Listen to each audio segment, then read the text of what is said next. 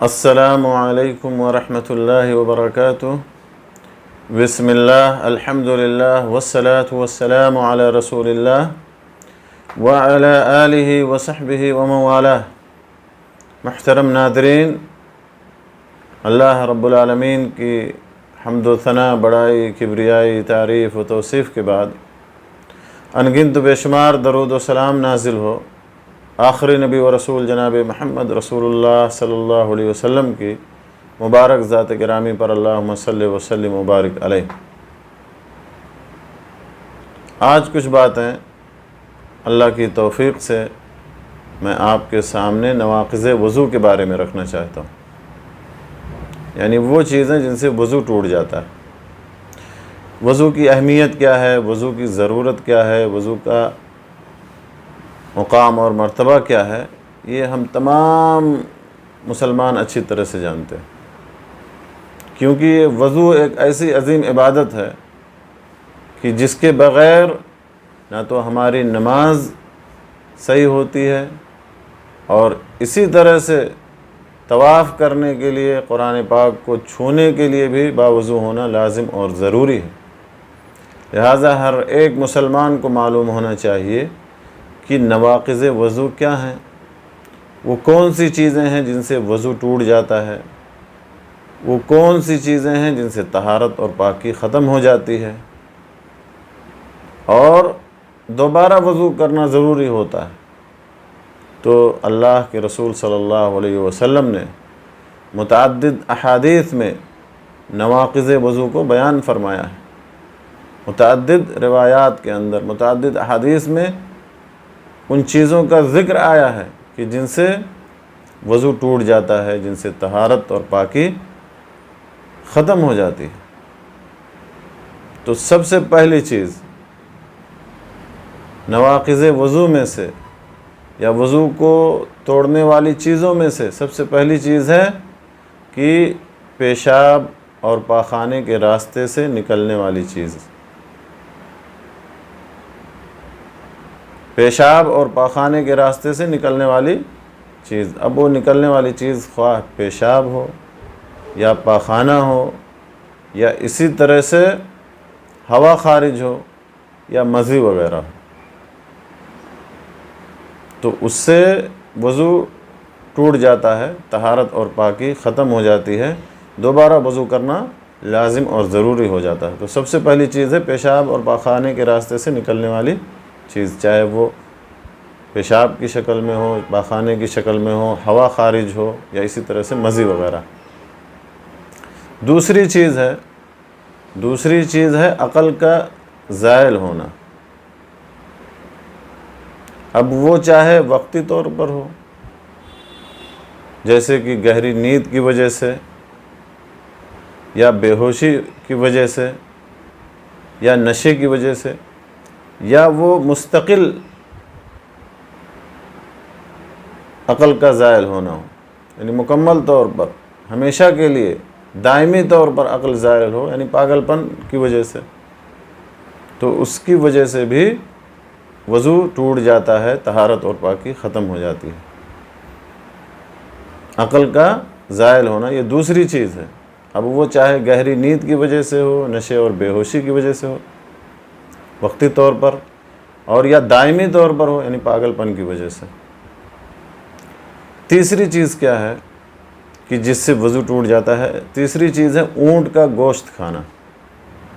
اونٹ کے گوشت کھانے سے وضو ٹوٹ جاتا ہے، وضو باطل ہو جاتا ہے، طہارت اور پاکی ختم ہو جاتی ہے، جیسا کہ اس بات کا ذکر احادیث کے اندر آیا۔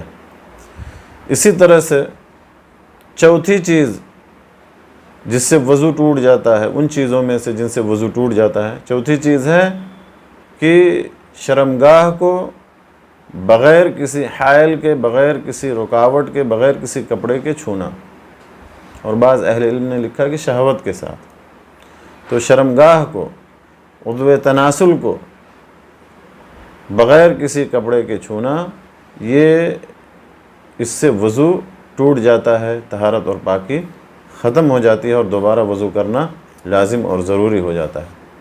ان تمام باتوں کا ذکر یا ان تمام نواقض وضو کا ذکر متعدد احادیث کے اندر آیا جیسا کہ میں نے بتایا۔ تو یہ 4 ایسی چیزیں ہیں کہ جن سے وضو ہمارا ٹوٹ جاتا ہے، یا جن کا شمار نواقض وضو میں سے ہوتا ہے۔ پہلی چیز جیسا کہ میں نے آپ کو بتایا کہ الخارج من السبیلین، پیشاب اور پاخانے کے راستے سے نکلنے والی چیزیں۔ دوسری چیز عقل کا زائل ہونا، اور تیسری چیز ہے اونٹ کا گوشت کھانا، اور چوتھی چیز ہے کہ شرمگاہ کو بغیر کسی رکاوٹ کے چھونا، عضو تناسل کو بغیر کسی رکاوٹ کے چھونا۔ ان چیزوں کا ذکر میں نے بتایا کہ متعدد احادیث میں آیا ہے۔ انہی حدیث میں سے ایک حدیث ہے صفوان ابن عسال رضی اللہ تعالیٰ عنہ کی۔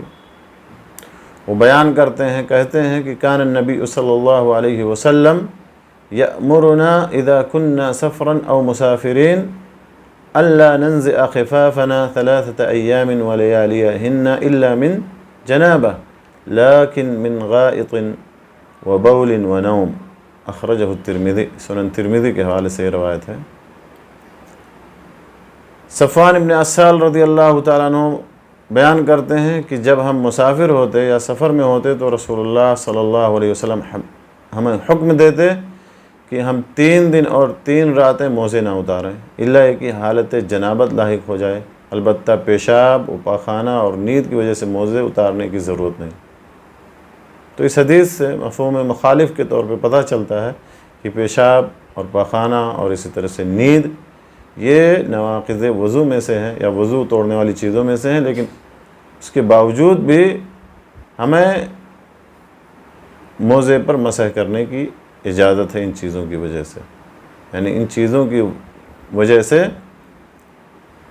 موزے پر مسح کرنے کی اجازت ہے۔ لیکن اگر حالت جنابت میں بندہ چلا جائے یا حالت جنابت لاحق ہو جائے تب پھر اسے موزے پہ مسح کرنے کی اجازت نہیں ہے، کیونکہ اس سے یہ بڑی ناپاکی اور اس سے غسل واجب ہو جاتا ہے۔ اسی طرح سے ایک دوسری حدیث ہے جو صحیح بخاری اور صحیح مسلم کے حوالے سے ہے، عباد ابن تمیم رضی اللہ تعالیٰ عنہ سے۔ وہ اپنے چچا سے روایت کرتے ہیں، کہتے ہیں کہ انہوں نے رسول اللہ صلی اللہ علیہ وسلم سے اس شخص کے بارے میں شکایت کی کہ جسے یہ کھٹکتا ہو یا یہ خیال آتا ہو کہ نماز کی حالت میں ہوا خارج ہو گئی، جسے ہمیشہ یہ خیال آتا ہو یا یہ کھٹکتا ہو دل میں کہ نماز کی حالت میں ہوا خارج ہو گئی ہو، تو آپ صلی اللہ علیہ وسلم نے کیا فرمایا لا ينصرف حتى يسمع صوتا او يجد ريحا، کہ وہ مسجد سے باہر نہ جائے یا نماز سے نہ توڑے یا نماز سے باہر نہ جائے یہاں تک کہ یقین ہو جائے، یعنی یا تو آواز سن لے یا بدبو محسوس کر لے۔ تو اس حدیث سے پتہ چلا کہ ہوا کے خارج ہونے سے بھی وضو ٹوٹ جاتا ہے، اور اس سے پہلی حدیث میں پیشاب، پاخانہ اور اسی طرح سے نیند کا ذکر آیا۔ ایک تیسری حدیث ہے جو علی ابن ابی طالب رضی اللہ تعالیٰ عنہ سے مروی ہے۔ وہ کہتے ہیں كنت رجلا مذاء فكنت استحي ان اسأل النبي صلی اللہ علیہ وسلم لمكان ابنته فأمرت المقداد بن الأسود فسأله فقال يغسل ذكره ويتوضأ، متفق علیہ۔ صحیح بخاری اور صحیح مسلم کے حوالے سے یہ حدیث ہے۔ علی ابن ابو طالب رضی اللہ تعالیٰ عنہ فرماتے ہیں کہ مجھے کثرت سے مزی خارج ہوتی تھی، مجھے شکایت تھی کثرت سے مزی آنے کی، لیکن مجھے شرم آتی تھی کہ میں رسول اللہ صلی اللہ علیہ وسلم سے اس بارے میں دریافت کروں، کیونکہ آپ کی صاحبزادی میری نکاح میں تھی۔ پھر وہ کہتے ہیں کہ میں نے مقداد ابن اسود رضی اللہ تعالیٰ عنہ سے کہا کہ وہ نبی صلی اللہ علیہ وسلم سے اس کے بارے میں دریافت کریں، تو آپ صلی اللہ علیہ وسلم نے فرمایا کہ اپنے شرمگاہ کو دھو ڈالو، یا وہ اپنے شرمگاہ کو دھو ڈالے اور وضو کر لے، یا اپنے عضو تناسل کو دھو لے اور وضو کر لے۔ تو اس حدیث سے پتہ چلا کہ مزی خارج ہونے سے بھی وضو ٹوٹ جاتا ہے، کیونکہ نبی صلی اللہ علیہ وسلم نے مزی خارج ہونے کی صورت میں شرمگاہ کو دھونے اور وضو کرنے کا حکم دیا۔ اسی طرح سے ایک اور حدیث ہے، جابر ابن سمرہ رضی اللہ تعالیٰ عنہ سے مروی ہے کہ ان رجلا سأل رسول اللہ صلی اللہ علیہ وسلم اتوضأ من لحوم الغنم قال ان شئت فتوضأ وان شئت فلا تتوضأ قال اتوضأ من لحوم الابل قال نعم فتوضأ من لحوم الابل رواہ مسلم۔ صحیح مسلم کے حوالے سے حدیث ہے۔ جابر ابن سمرہ رضی اللہ تعالیٰ عنہ بیان کرتے ہیں کہ ایک شخص نے نبی صلی اللہ علیہ وسلم سے دریافت کیا کہ کیا بکری کا گوشت کھانے سے ہم وضو کریں یا میں وضو کروں بکری کا گوشت کھانے کے بعد؟ تو آپ صلی اللہ علیہ وسلم نے فرمایا کہ اگر دل چاہے تو کر لو اور اگر دل نہ چاہے تو نہ کرو، یعنی اگر چاہو تو وضو کر لو اور اگر چاہو تو وضو نہ کرو۔ تو اس سے یہ پتہ چلا کہ بکری کے گوشت کھانے سے وضو نہیں ٹوٹتا۔